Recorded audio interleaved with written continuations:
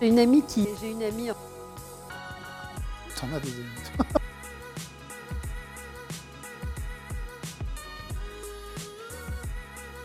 Dis-moi, Karine, j'ai une amie, enfin un couple d'amis, ils sont pacsés, et mon amie l'autre jour s'interrogeait de savoir si elle était bien héritière de son compagnon, si le Pacs était une garantie d'héritage. Si le Pacs, en gros, c'est comme le mariage. Pacs mariage, on hérite de son conjoint.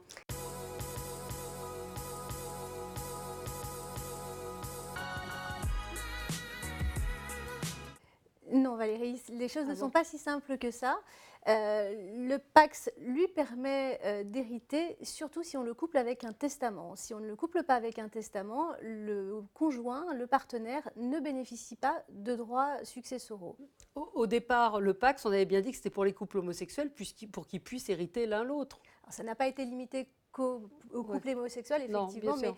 comme Oui. on n'autorisait pas les couples homosexuels à se À se marier, marier. ça leur permettait de bénéficier des mêmes droits qu'un couple marié.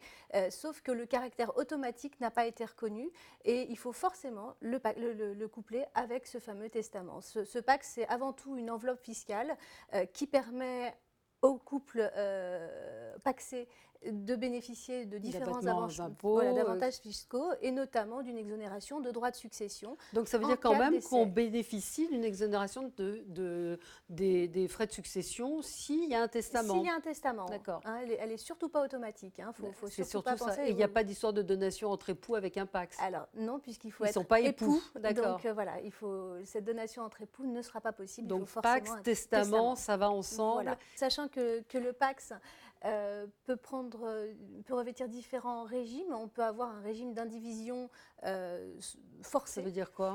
C'est-à-dire que tout ce qui est acheté par les partenaires tombe dans une indivision un peu comme une communauté, ou alors on reste plus, et maintenant c'est le régime légal du Pacs, sur un régime de séparation de biens, c'est-à-dire chacun reste propriétaire de son patrimoine. Donc c'est toujours bien d'aller le signer chez le notaire qui s'occupera également de toutes les formalités et qui expliquera un petit peu les différentes formes de Pacs, les différents régimes qui sont permis aux partenaires. Le conseil donc pour mon amie, c'est vraiment de faire un testament si elle veut hériter, sinon elle se retrouvera complètement démunie dans la mesure où lui a du bien, elle n'en a pas, elle ne travaille pas. La seule protection, c'est le testament. Elle aura le droit de rester dans les lieux pendant 1 an, mais après elle sera obligée de quitter les lieux. Merci Karine. Merci Valérie.